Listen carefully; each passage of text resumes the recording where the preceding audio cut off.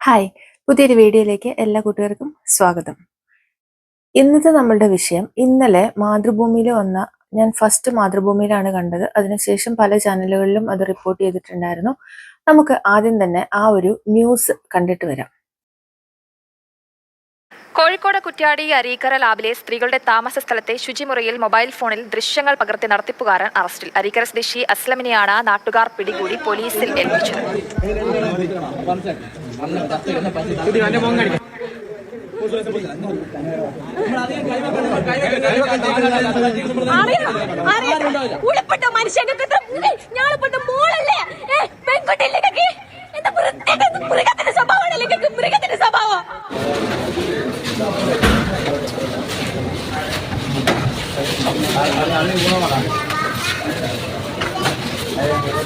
കൂടുതൽ വിവരങ്ങളുമായി മുഹമ്മദ് ഷഹീദ് ചേർന്നുണ്ട്. ഷഹീദ്, എപ്പോഴാണ് ഇയാൾ ഈ ക്യാമറ വെച്ചത്? എങ്ങനെയാണ് പിടികൂടിയത്? ജലക്ഷ്മി, കോഴിക്കോട് കുറ്റ്യാടി അരീക്കരയിൽ നിന്ന് ഇന്നലെ രാത്രി 9 മണിയോടുകൂടിയാണ് ഈ സംഭവം ഉണ്ടായത്. പ്രദേശത്ത് അരീക്കര ലാബ് എന്നൊരു സ്ഥാപനം പ്രവർത്തിക്കുന്നുണ്ട്. അവിടെ നിരവധി ആളുകൾ ജോലി ചെയ്യുന്ന ജീവനക്കാരികളുണ്ട്. ഇവർക്ക് താമസിക്കാൻ ഒരു ഹോസ്റ്റലും ഈ ലാബിനോട് ചേർന്നുണ്ട്. ഇവിടെ 9 മണിയോടുകൂടി അവിടെ ഹോസ്റ്റലിൽ ശുചിമുറിയിൽ ഒരു ജീവനക്കാരി കയറിയപ്പോഴാണ് തൊട്ടടുത്ത് ശുചിമുറിക്ക് പുറത്ത് ഒരാൾ മൊബൈലുമായി കണ്ടെത്തിയത്. ഉടൻ തന്നെ ജീവനക്കാരി ബഹളം വെച്ചു. ആളുകൾ ഓടിയെത്തി. അപ്പോഴേക്കും ഈ മൊബൈലുമായി വന്ന ആൾ ഓടി രക്ഷപ്പെടുകയും ചെയ്തു. പിന്നീട് CCTV ഉൾപ്പെടെ പരിശോധിച്ചപ്പോഴാണ് സ്ഥാപനത്തിന്റെ നടത്തിപ്പുകാരനായ അസ്ലം എന്നൊരാളാണ്, അരീക്കര സ്വദേശിയായ അസ്ലമാണ് ഈ മൊബൈൽ ഫോണുമായി ശുചിമുറിക്ക് സമീപം എത്തിയതെന്ന്, ദൃശ്യങ്ങൾ പകർത്തിയതെന്ന് കണ്ടെത്തുകയും ചെയ്തു. തുടർന്നാണ് നാട്ടുകാർ ഉൾപ്പെടെ രംഗത്തെത്തി ഇയാളെ പിടികൂടി പോലീസിൽ ഏൽപ്പിക്കുകയാണ് ചെയ്തത്. കുറ്റ്യാടി പോലീസ് ഇപ്പോൾ അന്വേഷണം നടത്തുകയാണ്. ഇയാൾ നേരത്തെ ഈ ശ്രമം ഈ രീതിയിൽ ദൃശ്യങ്ങൾ പകർത്തിയിട്ടുണ്ടോ, മറ്റ് വിശദാംശങ്ങളൊക്കെ അന്വേഷണം നടത്തിക്കൊണ്ടിരിക്കുകയാണ്. ഇയാളിപ്പോൾ പോലീസ് കണ്ടല്ലോ, നിമിഷ നേരത്തെ നയന സുഖത്തിന് വേണ്ടിയിട്ട് ഈ അപ്പച്ചൻ എന്തായാലും ഒരു 45-50+ ഈ പുള്ളിക്ക് പ്രായം തോന്നിക്കുന്നുണ്ട്. അപ്പോൾ പുള്ളി കാണിച്ചു കൂട്ടിയ സാഹസിക കൃത്യങ്ങൾ എന്തൊക്കെയാണെന്നുള്ളത് നമ്മൾ കണ്ടല്ലോ. ഈ പുള്ളി അവിടെ ലാബ് നടത്തുവാണ്. അവിടെ അടുത്ത് തന്നെയാണ് ഈ ലേഡീസ്, അവിടുത്തെ പല സ്ഥാപനങ്ങളിലെ സ്ത്രീകൾ താമസിക്കുന്ന ഒരു ഹോസ്റ്റലും അതിന്റെ ശുചിമുറിയിലാണ് കൊണ്ടുപോയി ക്യാമറ വെച്ചേക്കുന്നത്.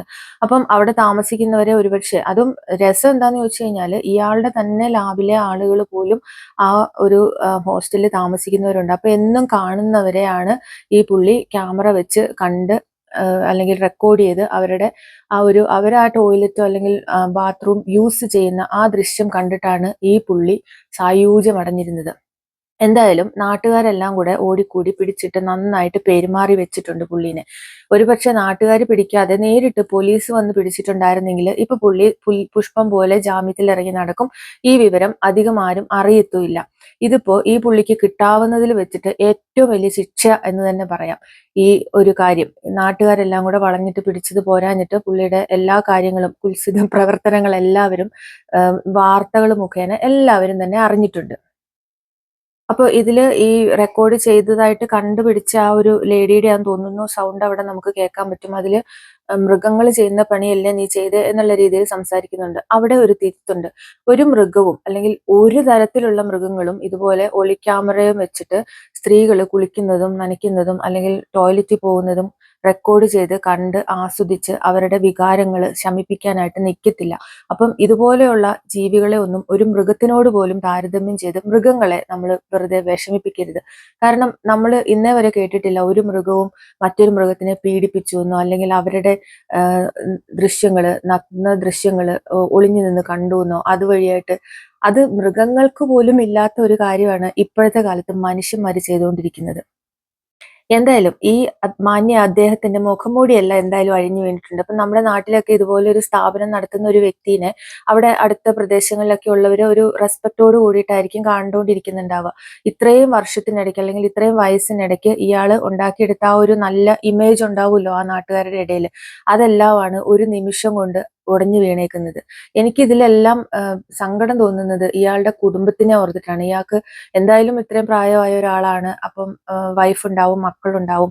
ആ മക്കളൊക്കെ ഇനി നാളെ നാട്ടുകാരുടെ മുഖത്ത് എങ്ങനെ നോക്കും? നമ്മൾ പല സിനിമകളിലൊക്കെ കണ്ടിട്ടുണ്ടല്ലേ, ഇതുപോലെ എന്തെങ്കിലും തെറ്റ് ചെയ്തിട്ടുണ്ടെങ്കിൽ കാലാകാലങ്ങളായിട്ടും ആ ഒരു പേര് മായാതെ അല്ലെങ്കിൽ ആ ഒരു പേരില് അവരുടെ തലമുറകൾ ഇങ്ങനെ പിന്തുടർന്ന് വരുന്ന ആ ഒരു മാനക്കേടുണ്ടല്ലോ, അത് ഇനി എത്ര പ്രാവശ്യം കുളിച്ചാലും അത് അയാളുടെ മേത്തുനിന്ന് മാഞ്ഞു പോകത്തില്ലല്ലോ. ഇനിയിപ്പം പോലീസ് അറസ്റ്റ് ചെയ്തുകൊണ്ട് പോയിട്ടുണ്ട്. അങ്ങനെ വലിയ തൂക്കിക്കൊല്ലാവുന്ന കുറ്റകൃത്യമൊന്നും അല്ലല്ലോ ചെയ്തേക്കുന്നത്. അതുകൊണ്ട് തന്നെ അയാള് ഉടനെ തന്നെ പുറത്തൊക്കെ ഇറങ്ങും. പക്ഷെ പുറത്തിറങ്ങി വന്നു കഴിഞ്ഞിട്ട് ഉള്ള ആ ഒരു ജീവിതം ഉണ്ടല്ലോ, അവരുടെ നാട്ടുകാരുടെ ഇടയിൽ അല്ലെങ്കിൽ ആ ഒരു സ്ഥാപനത്തിന്റെ ഉടമ എന്നുള്ള രീതിയിൽ ഇനി അയാളുടെ മുന്നോട്ടുള്ള ലൈഫ് എന്തായിരിക്കും. അപ്പോൾ അത് ആലോചിക്കുമ്പോഴാണ് ഇതിലും വലിയൊരു ശിക്ഷ ഇയാൾക്ക് ഇനി കിട്ടാനില്ല എന്നുള്ളത് തോന്നുന്നത്. ഇത്രയും പേര് കണ്ടു, അവരുടെ നാട്ടുകാർ തന്നെ പിടിച്ചിട്ട് നന്നായിട്ട് പെരുമാറിയിട്ടുണ്ട്. കണ്ടു കഴിഞ്ഞാൽ തന്നെ അറിയാം, നന്നായിട്ട് തല്ലി നല്ല പദം വരുത്തിയിട്ടാണ് വെച്ചേക്കുന്നത്. ഇനിയിപ്പം നമ്മളിങ്ങനെ അറിയാം, നമ്മള് ആരെങ്കിലും ഒരാളെ ഇങ്ങനെ തല്ലാൻ പോവാന്ന് കേൾക്കുമ്പോഴത്തേക്കും കൂടെ എല്ലാവരും ഈ കേൾക്കുന്നവരെല്ലാം പോകുന്നു. കാര്യം എന്താണെന്ന് അറിഞ്ഞില്ലെങ്കിൽ പോലും അവരെല്ലാരും കൂടി എടുത്തിട്ട് പെരുമാറുന്ന ഒരു സ്വഭാവം ഉണ്ടല്ലോ. അപ്പൊ അതുപോലെ തന്നെയായിരിക്കും ഇവിടെ സംഭവിച്ചിട്ടുണ്ടാവുക. ഇതിപ്പോ ഈ തല്ലിയവരെല്ലാവരും മാന്യന്മാരാണോ എന്ന് ചോദിച്ചു കഴിഞ്ഞാൽ അതിനും യാതൊരു ചാൻസും ഇല്ല. പക്ഷെ എങ്കിലും ഇതുപോലെ ഒരു പ്രവൃത്തി പിടിക്കപ്പെട്ട് കഴിയുമ്പോഴാണ്, മറ്റുള്ളവരെല്ലാരും അറിഞ്ഞു കഴിയുമ്പോഴാണ് അയാള് കുറ്റവാളിയാണ് അല്ലെങ്കിൽ അയാൾ ഇങ്ങനത്തെ കുൽസിത പ്രവർത്തനങ്ങൾ ചെയ്യുന്നുണ്ടായിരുന്നു എന്നുള്ളത് സമൂഹം അറിയുന്നത്. അപ്പൊ ഒരുപക്ഷെ ഈ തല്ലാൻ ചെന്നവരുടെ കൂട്ടത്തിലും ഇതുപോലത്തെ എന്തെങ്കിലുമൊക്കെ പണികൾ ചെയ്യുന്നവരുണ്ടെങ്കിൽ അവർക്കും കൂടെ ഇതൊരു മുന്നറിയിപ്പാണ് എന്നുള്ളത്. എന്തായാലും ഇതിനകത്ത് അനുഭവിക്കുന്നത് അയാളുടെ ഫാമിലി, അയാളുടെ വൈഫ് അല്ലെങ്കിൽ മക്കളൊക്കെ ഉണ്ടെങ്കിൽ ഭയങ്കര കഷ്ടമായിരിക്കും ഇനി അങ്ങോട്ട് അവരുടെ ലൈഫ് എന്ന് പറയുന്നത്. സമൂഹത്തിന്റെ മുന്നിൽ മാന്യമായിട്ട് ഇറങ്ങി നടക്കാൻ പോലും കഴിയാത്ത വിധം ഈ അപ്പൻ എന്ന് പറയുന്ന ഈ ഒരു വ്യക്തി കാരണം. ഇനിയിപ്പം കല്യാണമൊന്നും കഴിച്ചിട്ടില്ല, ഫാമിലി ഒന്നും ഇല്ലാത്ത ആളാണെങ്കിൽ വലിയ പ്രശ്നമില്ല. കാരണം മാതാപിതാക്കൾക്കൊക്കെ എത്രയായാലും അതൊക്കെ അങ്ങോട്ട് സഹിക്കാനായിട്ട് പറ്റും. പക്ഷെ അതുപോലല്ല, ഇയാളുടെ മക്കളും അതുപോലെ തന്നെ വൈഫും എത്രത്തോളം അനുഭവിക്കേണ്ടി വരും എന്നുള്ളത് നമുക്ക് എല്ലാവർക്കും അതിനെപ്പറ്റി പ്രത്യേകിച്ചൊരു എന്താ പറയാ വിവരണങ്ങളോ വിശദീകരണങ്ങളോ ഒന്നും ഇല്ലാതെ തന്നെ നമുക്ക് എല്ലാവർക്കും മനസ്സിലാക്കാനായിട്ട് സാധിക്കും.